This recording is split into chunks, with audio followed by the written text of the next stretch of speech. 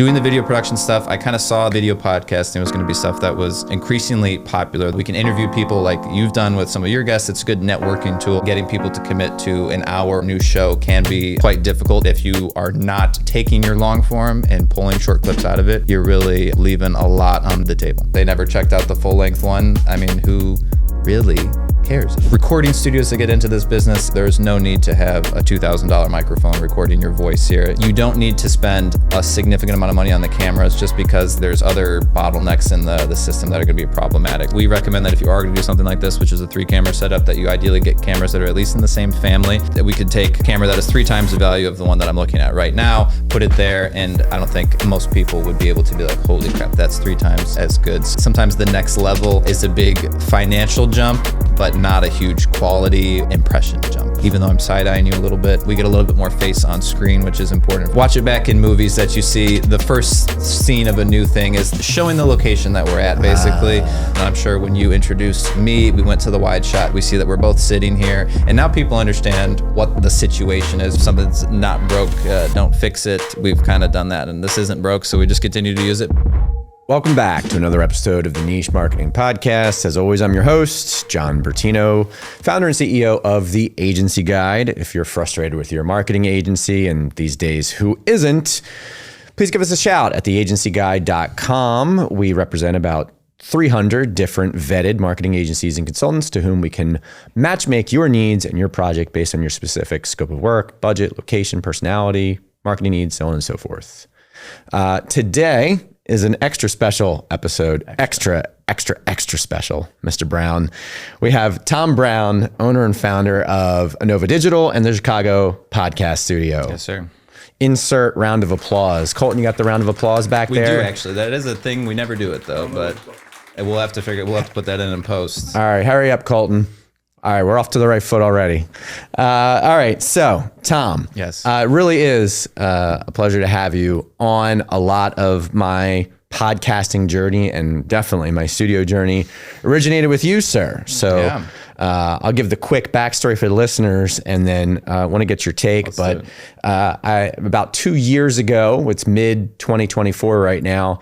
About 2 years ago, I recognized the fairly obvious trend that all roads were pointing towards more video for marketers. As a marketing consultant myself, I wanted to get more versed in the aspect of video, especially as it related to YouTube and podcasts. So like many people, I went where you go for that type of thing. I went to YouTube. Yeah. And sure enough, at the very top of the search results, as I remember it, was yourself. Yeah. And to this day, your video on how to open a podcast studio has at least one, if not several million views. By the time this episode comes out, probably over 2 million views. And it was genuinely an extremely valuable video or series of videos actually that were instrumental in helping me get started. Now, me being me, I didn't just take it at that. I had to reach out to you directly, and you were kind enough to help me quite a bit through a series of phone calls and consulting, helped me get my own little studio up and running in New Jersey, and you're still helping me out to this day.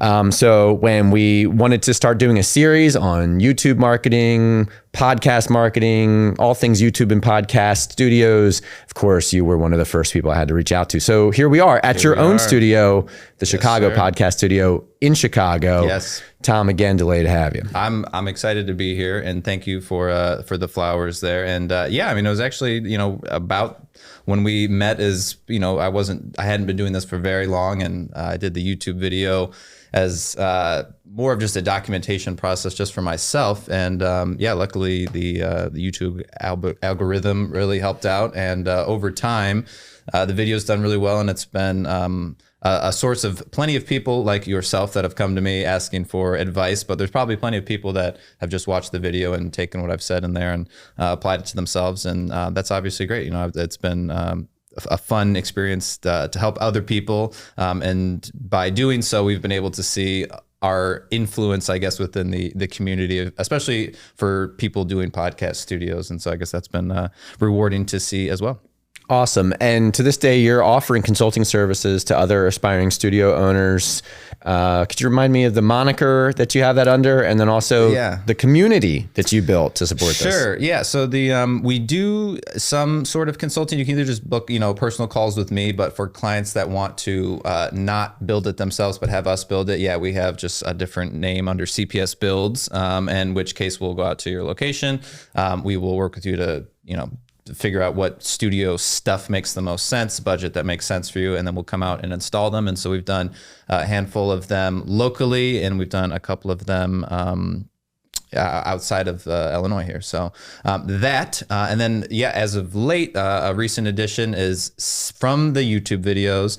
I kind of ended up rebranding the YouTube channel that was once under the veil of my video production company to just be dedicated to what we call the studio business, and that's ultimately what our group became. And so we had a lot of people that were interested in getting into the business, or people that were already in the business but just seeing some of the success that we were having here and wanted to get a little bit closer to it. And so this was my way to kind of harbor a little bit more of a community, I guess kind of like an association as well. So now, it's just a group of everyone else that's kind of doing this. Again, we have people from all over the world, and we just talk about all things podcast studio and how to make a living doing stuff like this. I love it. And how do people look into or join that community? If you go to thestudio.business, you'll be able to see our stuff, and then you'll probably start seeing a lot of ads and stuff like that. We're just starting to push that a little bit more. We did our founding member round a little over a month ago, and got those people onboarded. But now it is, it's open to the public, but obviously it's catered to people that want to, get into this specific business. Okay, awesome. We don't usually start with the promotional I wasn't ready to. Pitches, but if you're watching this video, you're probably really interested in how to open a podcast studio or YouTube studio. I'm never sure how to refer to it. Do you grapple with that too? Well, and you know what? I think we're going through some change on that too. I think the industry will ultimately land in just content studio. Right. I think I like the sound of that, but podcast studio makes a lot of sense. And we obviously do tons of podcasts here, so it hasn't hurt us yet. But I think a content studio makes the most sense. Right, which is what we did in New Jersey. Yes. NJ Content Studio. Might as well throw a plug in for myself. Let's get them out of the way. Got it. All right, cool. So I think it's important to talk a little bit about your journey. So, because I'm sure there's a lot of people that are in a similar position to where you were when you first started open this. What was the impetus or motivation to open specifically a studio like the YouTube podcast content studio we're in? And how long ago did you do it? So, over 2 years ago, we moved in November. I guess I don't know the year, but I guess it's 22 then or 21. But it was kind of a decent time in the works. So when I was younger, I had a recording studio just doing audio only. And that was my first kind of like venture into, we'll just say, the studio industry. And then as time went on, I developed doing video work, freelance video stuff. And then that turned into a little bit more of a production company, which we still run.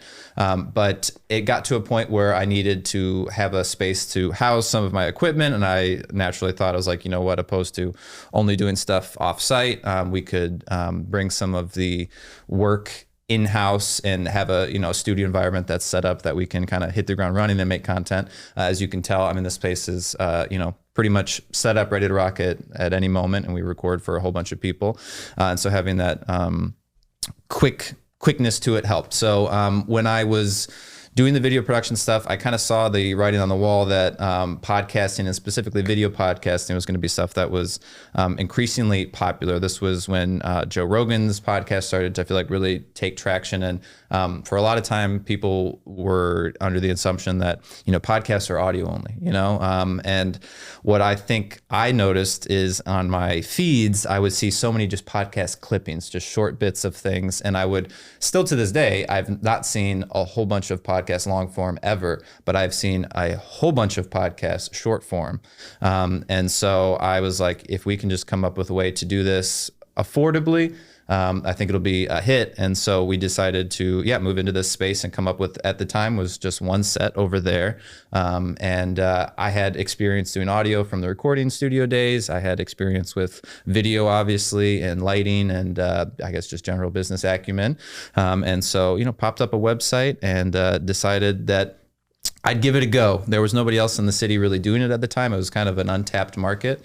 And I think for a lot of people, it still is. I think we're starting to see more podcast studios pop up, but it's still kind of a new up and coming thing that you almost still have to, explain to people. But when they do find us, it's usually met with like, this is so cool that this is here. I didn't think that stuff like this existed. So yeah, still hear that myself. You touched on something there that I want to pull out and elaborate on. I think it's super important. I'm going to go a little bit off script here. Not that there really is a script as much as a general guideline.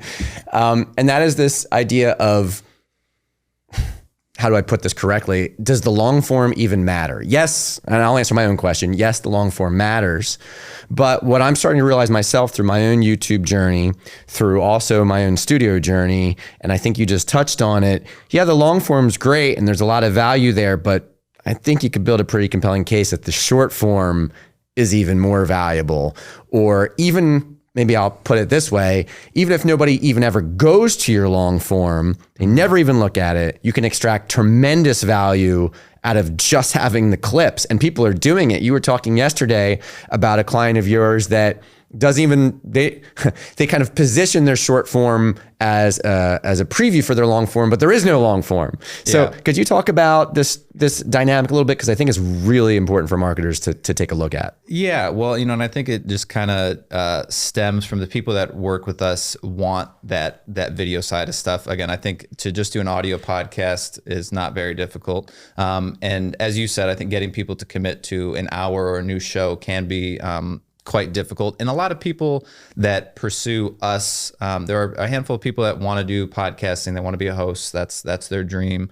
And then there are plenty of businesses that are like, listen, we don't really care about having a podcast. We just want to make it seem like we know what we're talking about to people, and we got a clip on LinkedIn. We can interview people like you've done with some of your guests. It's a good networking tool. And so there's a lot of other value that's derived from doing stuff like this that isn't necessarily attached to the long form stuff. So I think, yes, it does matter. At the end of the day, that's like the whole enchilada, as they say. But I think people see bigger traction with the short form clips. And I think that if you are not taking your long form and pulling short clips out of it, you're really leaving a lot on the table. Absolutely, no doubt about that. I really think of it through the classic marketing funnel perspective, which suggests that if you want people to ultimately convert to a purchase or convert to anything, they need to be warmed up. They need to be nurtured through this quote unquote buyer's journey or sales funnel. But practically speaking, the short form serves as a top of funnel awareness play, but it's short. So there's not a big investment of, in this case, time, because as Gary Vaynerchuk will say, and any marketer will tell you, there's a real cost associated to our time, especially right now. Our attention is at a premium, right? So the short form is your initial hook. And then even trying to jump from get them to digest a short clip to a 45-minute or an hour-long clip is, in my professional opinion, a lot to ask. So if you can then somehow get them from the short clips to a 5-minute clip or a 10-minute clip, aha, now you've started to nurture them, quote unquote, through that funnel. And then maybe you're in a better position to start to get them to the long form and to subscribe and all those things. I think that makes sense. And again, even going back to just the businesses, it's like, again, if there was no long form and you just put, like, we have realtors that come in and just talk about trendy realtor topics, and they are just interested in the long form. They start off every show with like, welcome to our show, and go right into it, because the long form never sees the light of the day. And so while obviously you want to push people down the funnel, I guess, to watching more of it. Right, that's the conversion. The businesses, especially that come in here, are interested in pushing their business efforts, not necessarily starting the podcast. And so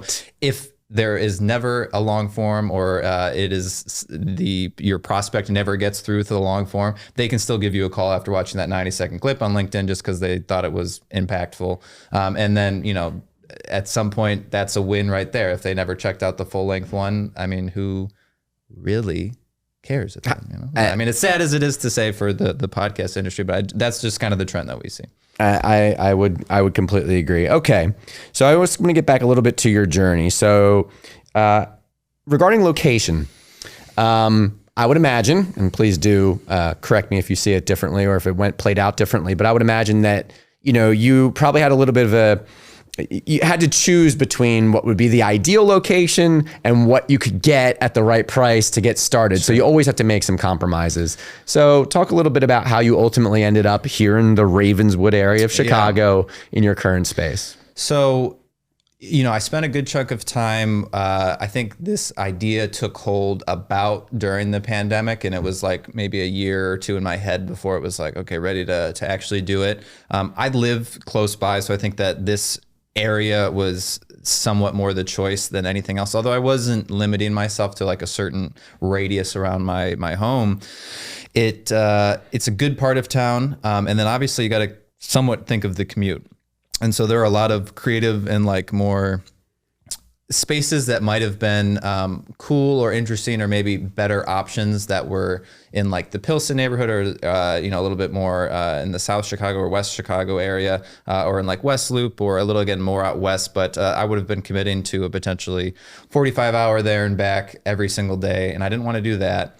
And so I looked at a lot of the sites that everybody else looks at, like LoopNet and I think Craigslist, Facebook Marketplace, to find spots, and I struggled to be able to find that.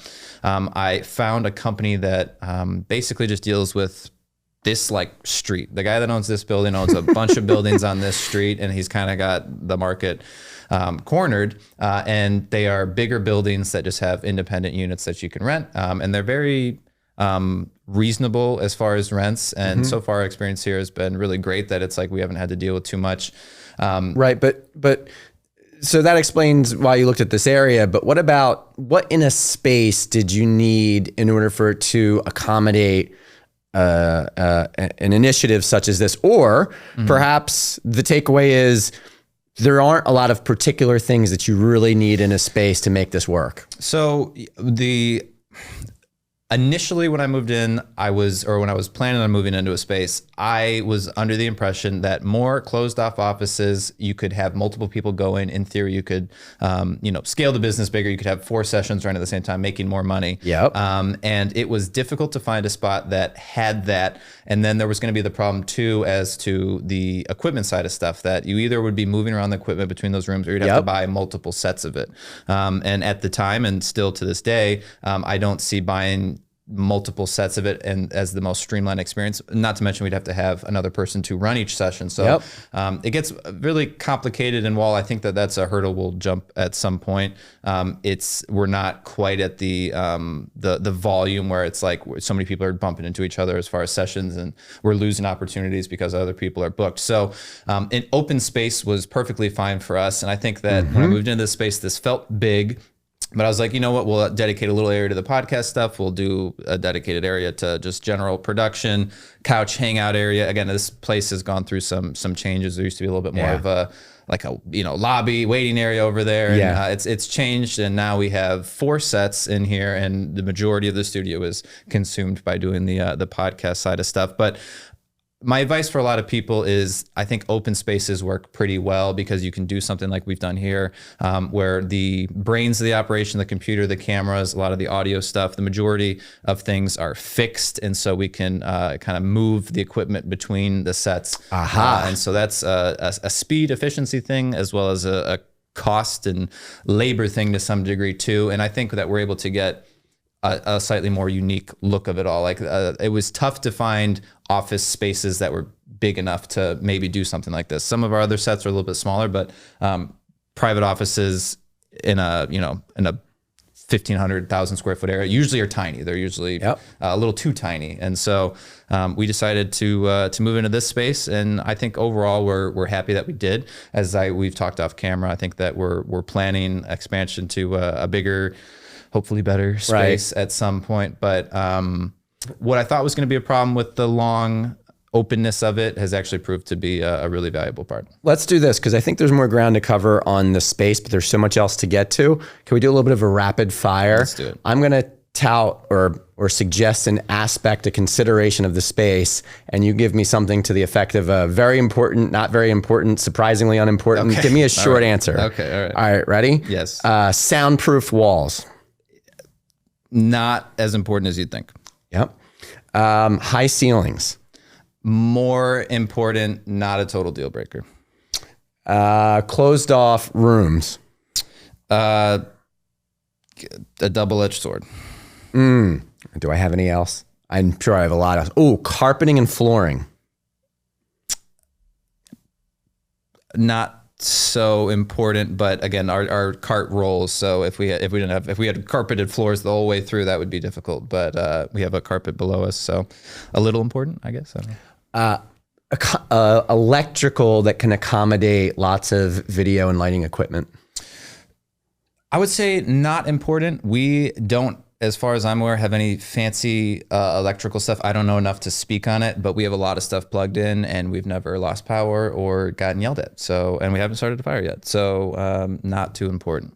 Okay, very interesting. You know, for listeners, we not only have, as I mentioned, built out our own space, and we're very much learning, but are looking into expanding our own. And so a lot of this stuff is very top of mind. And I know what others out there are thinking about, especially those that aren't experienced videographers like yourself. So we'll segue off that, but I do want to ask, just kind of while we're on the subject of electrical, because it's certainly come up for us, this issue of alternating current, frequency interference from crossed cables. Have you struggled with this at all, or have you gone through any measures to prevent this from happening?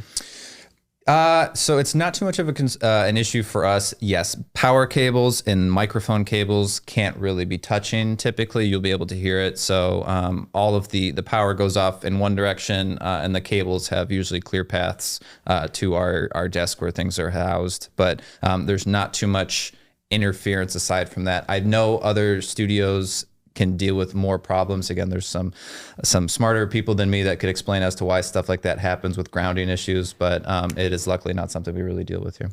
Okay, very good. Let's talk a little bit about equipment, and we'll link to your other video or videos, or if you have a playlist, we'll get people to that. But talk a little bit about kind of through a similar lens of super important, not as important as you'd think. Yeah. You know, here's an area where you can save on costs. So we've got cameras, we've got lighting. Sure. Let's start with lighting. And would you have some B-roll we might be able to splice on top of this? You can pull from the videos. There's stuff there.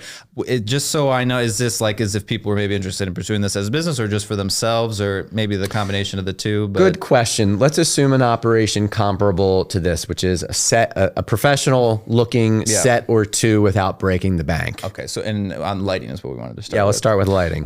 So lighting, there are, like with all camera things or with any sort of tech stuff, there are different tiers, different companies that operate at different price points. I would say that mid-tier options work great. Technology has come a long way. All of these lights are LED lights. They don't take a lot of power. They don't create a lot of heat.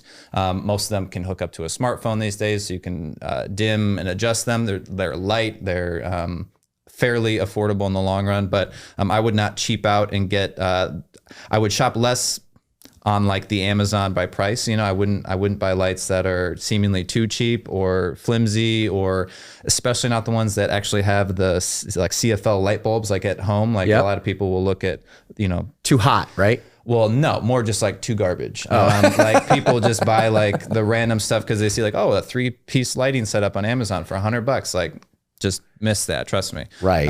So don't do that. We encourage people to look into a company called Amaran. They're a sister company of Aperture. Aperture is a professional grade. So one tier below. Yeah, it's their more prosumer market. And so we have a lot of their lights. The hair lights that we have behind us are these lights. And again, we have a bunch of kits of their stuff. Nanlite is also another company that we use that again is in that kind of sweet spot of being in the middle. For key lights or hair lights, or what are Nanlites? Whatever. Nanlite is just another company that you know, they all kind of make roughly the same type of stuff. I would encourage people to play within the same ecosystem. So again, a lot of these lights at this set are Amaran, so we can control them all from the same. You could control them from that iPad if you wanted.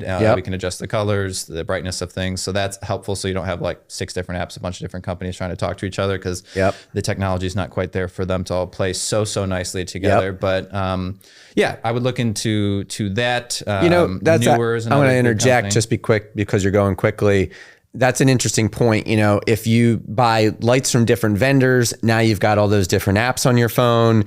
That really slows you down in your ability to adjust stuff. And one thing I've noticed being a studio owner now is Time is money. Every little adjustment you need to make to change something between sets really ends up adding to your costs. So the more efficient you can be with everything, for example, sliding the equipment up and down the floor ends up being huge. It has a bottom line impact. And so I even just think something as simple as sourcing your lights through the same vendor where you can manage them through one app could be a significant time saver and therefore money saver. There you go. Yeah.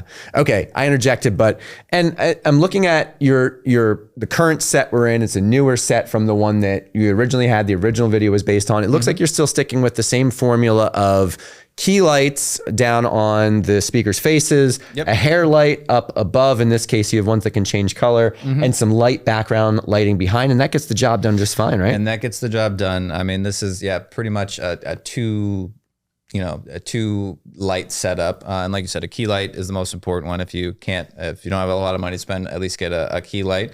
And while we could probably do some slightly more cinematic lighting, I think for podcasting and for most clips, a little bit more direct in your faces for the best here. So that's what we've done here. And then these are just kind of fun, what we call hair lights. And they are RGB, so we can change them to whatever color. So you have a nice pink. We both have pink on us now, right? Which is a fun thing. But I think one of the things I like to add a little bit more attention to is that these little accent lights throughout the studio really do help, set a little bit, just make you look a little bit above and beyond. And so those are cheap. Those aren't professional grade lightings by any means, but they do a cool job of making it seem like a little bit more of a cozy setup. Okay. And just to be clear, I mean, equipment's something we talk about forever.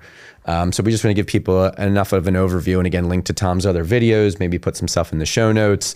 While we're talking about the background, you've got the acoustics here. Yes. So now something I've learned, again, I'm an outsider, okay, is that those don't prevent any noise from getting in, but the microphones actually prevent noise from getting in if they're good enough. But they do explain the utility they play on the wall. Is it just an aesthetic thing, or is there additional utility? No, they're absolutely functional. But I think your question was like soundproofed walls. Like, to really like soundproof a room is very difficult. And I think a lot of people come from the music side where it's like you're playing drums and stuff like that, and you don't want your neighbors to hear that. Yep. Like there's not we don't need to soundproof our walls from the outside because people are going to get bothered by us talking here today. Yep. And so, well, you never know. You might say something. You should listen to our neighbor though. He's got some coarse words sometimes, but I know the sound panels are definitely functional. This is a big concrete box, high ceilings. And before we put a whole bunch of crapola in here, there was not anything in here. And so the sound was quite bad. So that's why we do have a rug. That's why over in the other set and those curtains over there have sound blankets in between them, not just,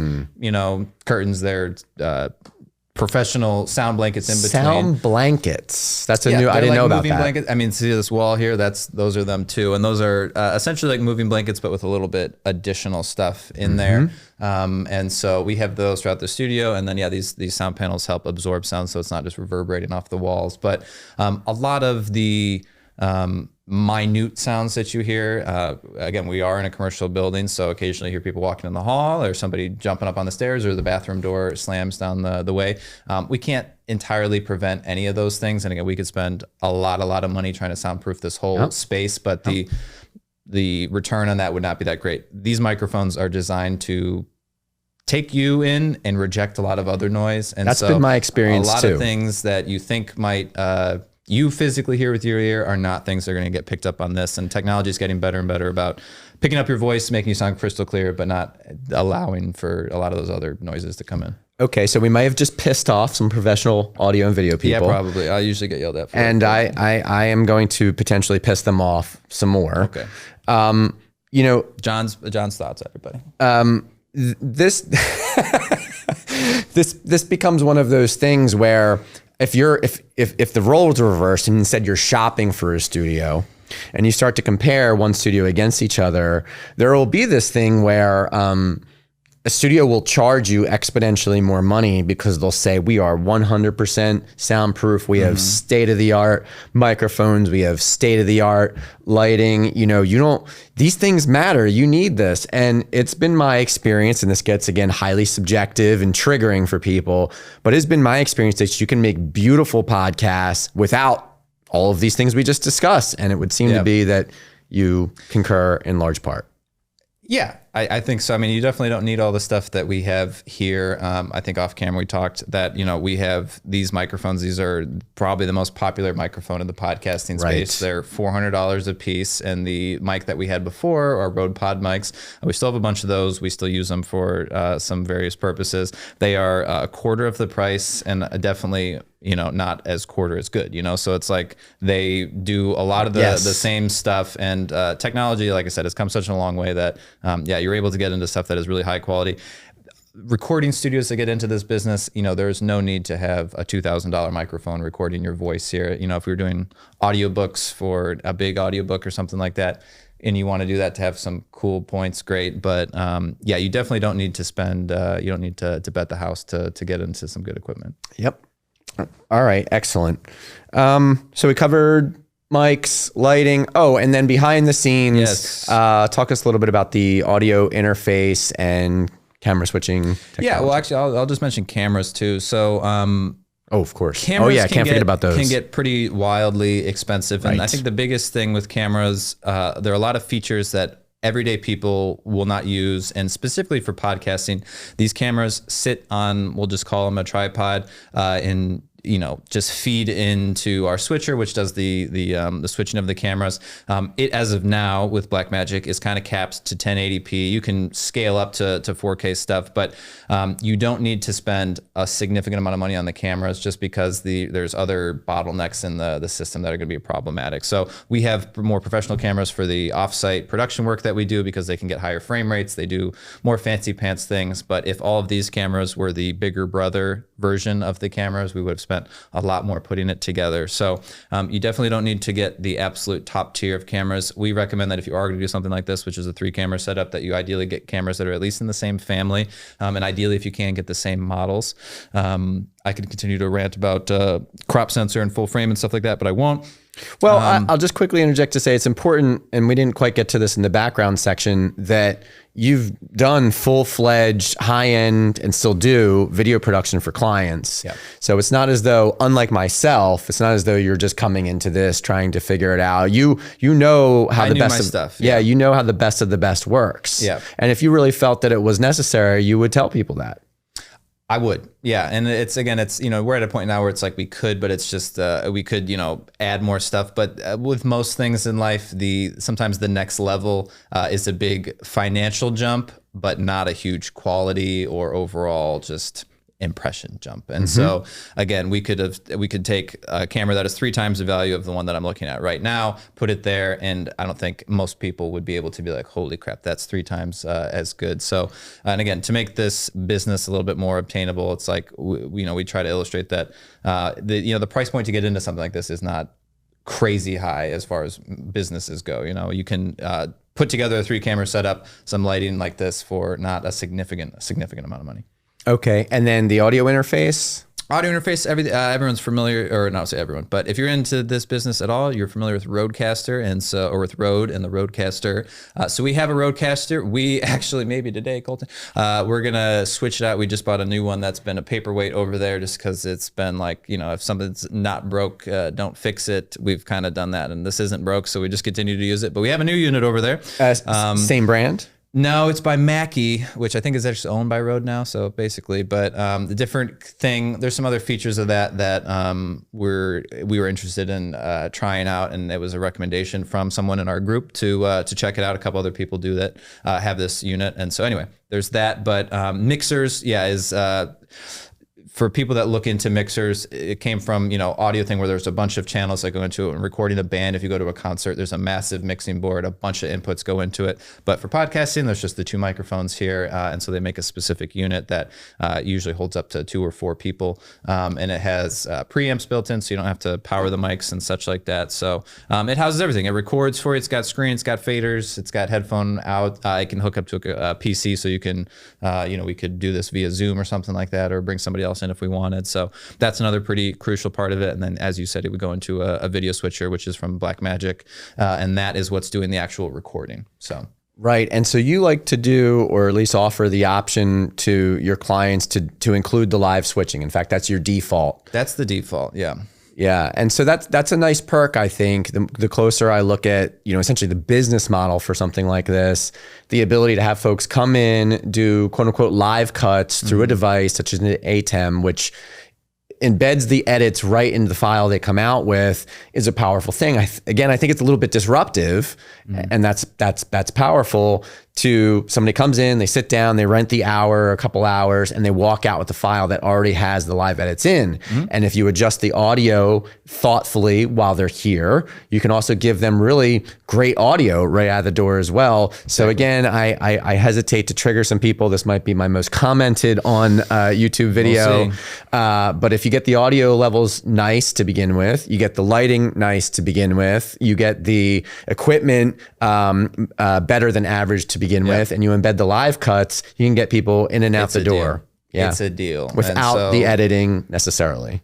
Yeah, pretty much. A lot of people that record with us either, sometimes they'll tack on their intro, do a little bit. Some people have their own editor, do their last little touches themselves, just because they want to play it back and remove anything that they didn't want to have. But ideally, we're giving them a pretty polished product by the time they leave. So that's been a huge, part of the operation. And again, for people that want to have a little bit more of everything, we have the ability to do that, but not something that we do for people because the majority of them would rather have less work to do. Yep. So we make it easy. And less fees. I tip my cap to you on that, really.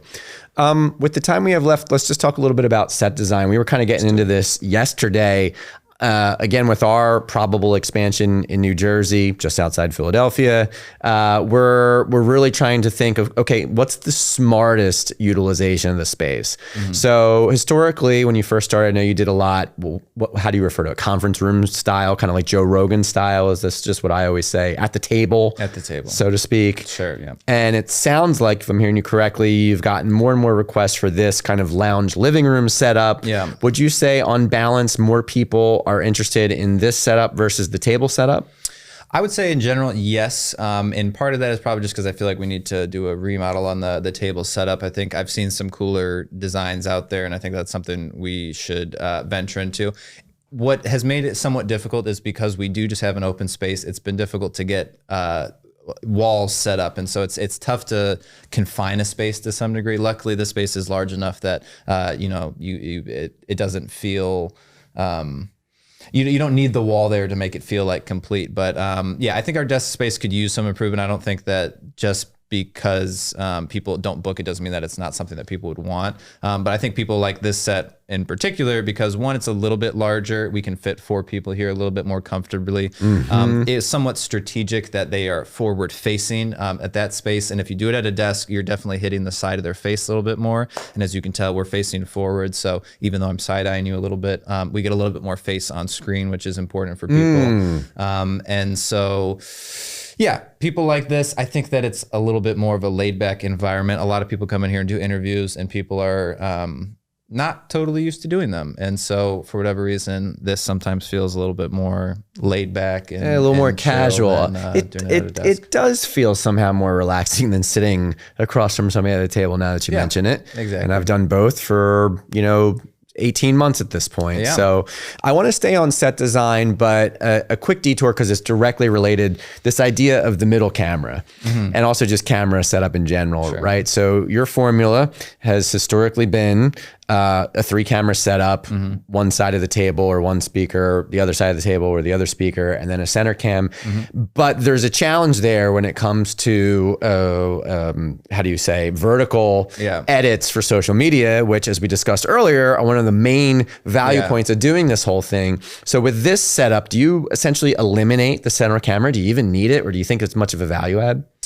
I think it's still needed. We definitely use it the least because I think people, like you said, when they're trying to pull out clips, they'd rather have more full face of themselves. So my assumption is that it's on my camera right now.